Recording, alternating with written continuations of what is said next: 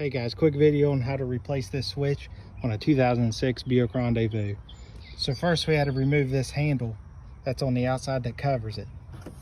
So step one, take this panel off by unclipping those and it just pulls right off. That's going to expose you to something that looks sort of like this. So then you're going to take this handle off. It has two screws on each side. That's going to be a T25. Once you get it off, you can take your panel clip remover, go around the inside and hit all these tough ones, and then you'll have to grab and pull down, and this panel's going to fall down like so. Once you're into that, you'll be able to peel this back and get inside with a 10mm and take the two bolts off that hold the handle on. Then the next thing you're going to have to get is a T10 and take out all the screws that go around the outside that holds this piece on. So once it's out, you can see there's these clips. You just have to work around it and be gentle. And now you've got access to that switch.